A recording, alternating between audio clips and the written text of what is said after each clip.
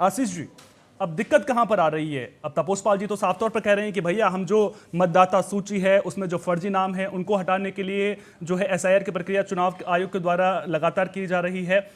Congress party के चेहरे पर धूल लगी हुई है, इस तरह का जिक्र भी लगातार हो रहा है। वो आईना साफ करने की कोशिश कर रहे हैं, संवैधानिक संस्थाओं पर जो है आरोप लगातार लगा रहे हैं। आपका टेक क्या है इस पर?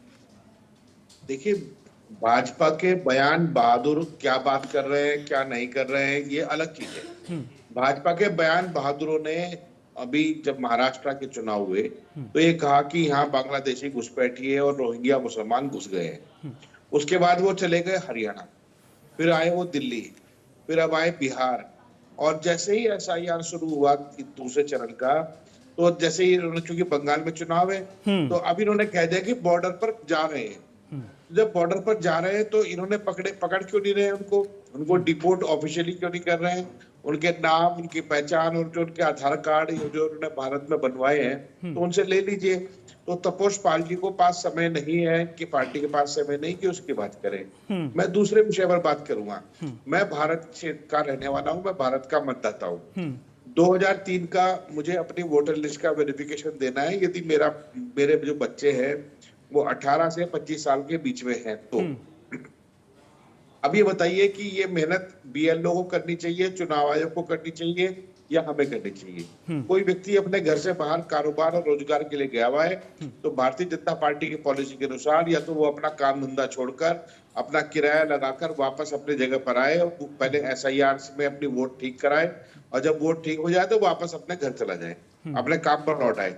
तो ये जो काम पर लगाया है इन्होंने, जितनी सफाई के साथ पूरे देश को लगा दिया एसआईआर के काम पर, समय दिया है मात्र 30 दिन का। इसके पीछे भारतीय जनता पार्टी की मंशा बिल्कुल स्पष्ट है कि देश का जो गरीब मतदाता है, कम आय वर्ग का मतदाता है, वो किसी भी तरीके से वोटर लिस्ट में एसआईआर से बाहर हो, ताकि वो किसी भी विपक्षी दल की पार्टी को वोट ना दे सके। तो वो इनसे बर्दाश्त नहीं हो रहा, क्योंकि वो इनको तो वोट देता नहीं है। वो तो सिलेंडर पर, बेरोजगारी पर, हर चीज पर बात करता है। तो वो तो सवाल खाने वाला वर्ग है। एक इनके पास वर्ग है जिनका, मैं अगर कहूंगा तो मोटे पेट वाले लोगों का वर्ग है, जिनका पेट भरा हुआ है लेकिन उनके दिमाग में सनक पैदा हो रखी है कि हमारे देश में बांग्लादेशी घुसपैठियों का जो नैरेटिव चलाया गया है वो नैरेटिव इनके चुनाव के उपयोग करने के लिए है, ताकि ये अधिक से अधिक मतदान करा सके और जो इनके अंधभक्त है उनको अधिक से अधिक डरा कर उनसे वोट ले सके। केवल एक झूठा परसेप्शन बनाया गया। अभी आपने इनसे एक सवाल पूछा कि बिहार के एसआईआर में कितने बांग्लादेशी नागरिक मिले, तो मेरा जवाब था 4। केवल 4 लोग मिले और उन 4 को इन्होंने डिपोर्ट कर दिया। इसके अलावा ना तो कोई घुसपैठिया को मिल पा रहा है, क्योंकि इन्होंने बंगाल में सांसद बनाए अपने, और चाहे वो कैसे भी बनाए तो उन सांसदों की तो कोई जिम्मेदारी है नहीं। वहां पर जो बीएसएफ है या और हमारी जो सूचना एजेंसीज हैं जो केंद्र सरकार के अंडर में आती हैं, तो वो कहीं भी बांग्लादेशी और रोहिंग्याओं की वो नहीं कर पा रही है। रोहिंग्या जब म्यांमार से शरणार्थी के रूप में आए तो संयुक्त राष्ट्र संघ के कैंपों में, संयुक्त राष्ट्र संघ के निर्देश में और अपनी विशिष्ट पहचान पत्र के साथ, जिसमें वो भारत के नागरिक नहीं है, उस तरीके से वो भारत में रह रहे हैं। उन रोहिंग्या मुसलमानों का डर दिखाकर ये हर राज्य में चुनाव जीतने की कोशिश कर रहे हैं, लेकिन इनको वोट कोई नहीं दे रहा है। वोट इनको मिल रही है वोट चोरी से, जो फार्म 6 और फार्म 7 में अंतिम प्रकाशन के बाद जो वोट छुड़ती है। बिहार में लाखों वोट छुड़ी है। यानी चुनाव की जो सूची है अंतिम रूप से प्रकाशित हो गई, प्रत्याशी को दे दी गई, उसके बाद उसमें वोट जुड़ते हैं 15-15 हजार, 25-25 हजार, और तभी चुनाव जीत रहे हैं। ये चुनाव में जो चोरी करनी है उसके लिए एक माहौल बनाना है। तब कभी ये बांग्लादेशी की बात करेंगे, कभी महिलाओं के खाते में 10-10 हजार डालेंगे, और कभी ये कहेंगे देश खतरे में, कभी मोदी की फर्जी छवि। यानी कुल मिलाकर आप ये आरोप लगा रहे हैं कि वोट चोरी के लिए जो है एसआईआर का पूरा खेल खेला जा रहा है, ये आपका आरोप है। अशोक तिवारी जी भी मेरे साथ में बने हुए हैं। अशोक तिवारी जी, अब आपसे मैं समझना चाहूंगा, जब यूपी जैसे बड़े राज्य की बात आती है तो एसआईआर को लेकर के क्या कुछ चुनौतियां आप देखते हैं यूपी में, और क्या आपके द्वारा भी कोई कदम वहां पर उठाए जा रहे हैं? जो अब हर किसी को क्या चाहिए कि मतदाता सूची जो है वो स्पष्ट हो, पारदर्शी हो, वो तो आप भी चाहते हैं, बीजेपी भी चाहती है, और हर मतदाता ये चाहता है। तो आपके द्वारा भी कुछ कदम उठाए जा रहे हैं वहां पर, और अगर आपको लग रहा है कि एसआईआर जो हो रहा है वो ठीक नहीं हो रहा है, तो आपके द्वारा कुछ शिकायतें की गई हैं, चुनाव आयोग से संपर्क किया गया है इसको लेकर? जी सर, अभी भाई परमार जी ने बहुत ही अच्छे तरीके से विस्तार से समझाया। उन्होंने अच्छी बात की है। उसी क्रम में मैं आगे बढ़ना चाहता हूँ। मैं स्पष्ट रूप से कहना चाहता हूँ कि इतने कम समय में इतना कम समय दिया गया है और बीएलओज को कोई ट्रेनिंग नहीं दी गई है। बीएलओज अनट्रेन्ड है, वो फॉर्म कैसे भराया जाए यही नहीं जानते हैं। दूसरी बात, उनको घर घर जाना है, वो जा भी नहीं रहे हैं, कहीं जा रहे हैं कहीं नहीं जा रहे हैं। आज खुद ही जाना पड़ता है मतदाता को, बीएलओ को ढूंढे, पहले पता करे बीएलओ कहाँ है, फिर बीएलओ फॉर्म भी नहीं भरा पाता।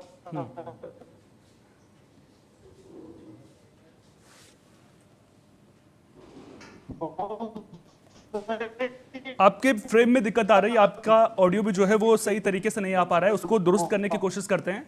तब तक मैं राकेश परमार जी से एक सवाल ले लेता हूं। राकेश जी, अब अशोक तिवारी जी अपनी बात रखेंगे, उससे पहले मैं आपसे ये जानना चाहूंगा। देखिए, दो प्रश्न आपके लिए हैं मेरे पास। सबसे पहले, बिहार में एसआईआर की प्रक्रिया पूरी हुई, आरोप लगातार अभी भी विपक्ष की ओर से यह लगाया जा रहा है कि एसआईआर की प्रक्रिया के जरिए जो है वोट चोरी बिहार में भी की गई है, जिस तरह से आशीष सैनी जी आरोप लगाते हुए नजर आए हैं। दूसरा सवाल मेरा यह है कि क्या बिहार में, पहला सवाल मैं कहूंगा इसे, कि क्या बिहार में एसआईआर जिस तरह से हुआ है वो पूरी तरह से निष्पक्ष आप उसको पाते हैं कि उसके बाद जो है जो पात्र वोटर हैं उनके ही नाम वोटर लिस्ट में है? दूसरा सवाल यह है कि जिस मकसद के साथ में एसआईआर किया जा रहा है, क्या आपको लग रहा है कि वो मकसद पूरा हो रहा है या फिर ये पॉलिटिकली मोटिवेटेड एजेंडा चलाया जा रहा है? आपको और आपके दर्शकों के साथ सभी को मेरा प्रणाम। सबसे पहले आप एसआईआर होता कैसे यह जब तक नहीं जानेंगे तब तक आपको बातें समझ में नहीं आएगी। एसआईआर में सबसे पहले एक होता है बीएलओ, बूथ लेवल ऑफिसर। यह सरकारी कर्मचारी, स्कूल का मास्टर हो सकता है, पंचायत का मतलब कोई भी सरकारी कर्मचारी है जिसको चुनाव आयोग ने ले लिया है कि आप हमारा काम करो। उसके बाद होता है BLA, block level booth level agent. यह प्राइवेट आदमी होता है, ये हर राजनीतिक दल के लोग होते हैं, सामाजिक लोग होते हैं, गांव के लोग होते हैं। उसके बाद होते हैं राजनीतिक प्रतिनिधि।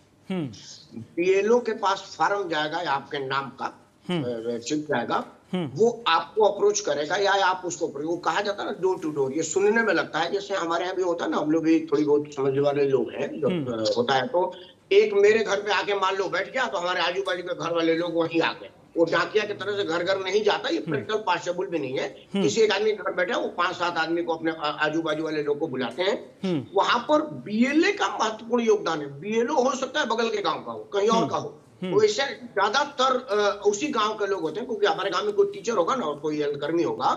लेकिन मैं मान लेता हूं कि बीएलओ बाहर का होगा, लेकिन बीएलए जो ब्लॉक लेवल या बूथ लेवल एजेंट है वो तो आपके गांव का है और सभी राजनीतिक दल के कार्यकर्ता है, बिल्कुल सभी पार्टी के लोग वहां पे हैं। मैं अपने गांव के लोगों को तो पहचानता हूँ ना कि भाई तिवारी जी तो पुश्तैनी है, उनके बाप दादा यही है, जन्मे मतलब खानदानी है, जब से गांव बना तभी से इनके पूर्वज यहीं पे आए हुए हैं। लेकिन ये फलाना वाला आदमी को हमने नहीं देखा है, ये अब आया है लगता है, अभी हाल ही में आया है। तुम कब से आए हो? तो वो बीएलओ को वहां पर इन्वॉल्वमेंट होगी, फिर वो डॉक्यूमेंट वगैरह लिया जाएगा। जो ग्रामीण इलाका है, हमारा देश शहरों में नहीं बसता, गांव में बसता है। यहाँ बहुत ज्यादा गांव की आबादी है, वहां पर एसआईआर का कोई मतलब ही नहीं बनता और वहां कोई विवाद भी नहीं है। विवाद कहाँ है? कुछ परसेंट, मतलब आप जानते हो शहर कितना परसेंट है? सिर्फ जैसे दिल्ली है, बॉम्बे है, कोलकाता है, मद्रास है, जहां पड़ोसी को नहीं जानते। उनका नाम गुप्ता जी है, गुप्ता का क्या लिख रहा है या नीचे वाले फ्लोर वाले को पता नहीं है, वहीं आकर के समस्या आता है। लेकिन वहां पर जरूरी है आपके डॉक्यूमेंट का। देखिए, डॉक्यूमेंट में 2 बातें और जरा अनकट मेरे को सुनिएगा। जब भारत पाकिस्तान की टसल हुई थी तो आपने देखा होगा, आपके चैनल में भी चला होगा कि वो सारे लोग पाकिस्तान के लाइन में लग गए थे बॉर्डर पर जाने के। तो कुछ लोग ऐसे मिले, जैसे एक आदमी का मैं हर चैनल को उसका उदाहरण देता हूँ। वो लड़का बोला मैं बीए 3rd ईयर में पढ़ रहा हूँ। आप समझ रहे बीए 3rd ईयर का मतलब क्या है? केजी से लेकर के ग्रेजुएशन तक वो यहीं पढ़ रहा है। तो पत्रकार पूछा कि फिर आप क्यों जा रहे हैं? नहीं, वो डॉक्यूमेंट मेरे पास तो है नहीं, वो मेरे पिताजी के साथ में आया था, तो पिताजी का ही नहीं है तो मेरा नहीं बना। स्कूल सर्टिफिकेट मेरा है। अब अगला सर्टिफिकेट, अभी 2 दिन पहले मैं एसआईआर पर एक चैनल पर बैठा था, मैं नाम नहीं लूंगा, उसका पत्रकार गया था वहां पर, बहुत बड़ा प्रतिष्ठित चैनल है और उसकी बड़ा साख है मोदी विरोध में। मतलब उसका साख है कि वो मोदी विरोधी पत्रकारिता करता है और वो पत्रकार तो सुबह से शाम मोदी विरोध की बात करता है। उसकी रिपोर्ट बताता हूँ। लाइन लगे हुए बांग्लादेश और भारत, बंगाल और भारत के बॉर्डर पे, एक आदमी के पास वो सारे डॉक्यूमेंट है जो भारत के नागरिकता प्रमाण करता है, आपके और मेरे पास से 2 एक ज्यादा है उसके पास। तो उस पत्रकार ने मोबाइल पर कैमरा फोकस करिए, जूम करिए मेरे मोबाइल पर, करके दिखा रहा है कि आपका आधार यूडीआई से एकदम ठीक है, जेन्युइन है, आपका इलेक्शन कार्ड है वो एकदम जेन्युइन है, वो भी आजकल ऑनलाइन चेक करने की सुविधा है, पैन कार्ड उसके पास है। तो जानते हो शब्द क्या बांग्लादेशी का? नहीं, मैं तो बांग्लादेशी हूं ना, डॉक्यूमेंट तो सारे ओरिजिनल है, मैं तो हूं। अगर किसी ने कंप्लेन कर दिया और ये साबित हो जाता है तो मैं तो जेल जाऊंगा ना। यह देखिए इस तरह के लोग हैं जिनके पास सारे डॉक्यूमेंट हैं। अब कोर्ट का एक आधार कार्ड मान लो, पैन कार्ड मान लो, किसी की नागरिकता का क्या सर्टिफिकेट है? किस किस को अस्पताल में वेरिफिकेशन कराया जाएगा कि इस डॉक्टर के सामने हुआ था? अब वही अगर फर्जी बनी हुई है इस देश में तो क्या करेगा जो बाढ़ ही खेत को खा रहा है? इन सब चीजों के लिए एसआईआर जरूरी है, लेकिन उसमें ईमानदारी जरूरी है। राजनीतिक दल के लोग कोई यह नहीं कहने की हिम्मत करेंगे कि एसआईआर मत करिए, हमारे देश में फर्जी लोगों को रहने दीजिए, वो यह बात कोई नहीं कहेगा। लेकिन उनका कहना क्या है? आपने टाइम कम दे दिया, आप बीएलओ को परेशान कर रहे हैं, जल्दी कर रहे हैं, आप हमारा वोट काट रहे हैं। भाई साहब, इस देश में गुप्त मतदान है, जो बटन दबता है ना किसी को नहीं बताया जाता, एक ढके हुए क्षेत्र में होता है, मेरी उंगली किस निशान पर दबी है मुझे ही मालूम है। आपको कैसे पता चलेगा भाजपा को वोट दे रहा है? आपको कैसे पता चलेगा आपको नहीं वोट दे रहा है?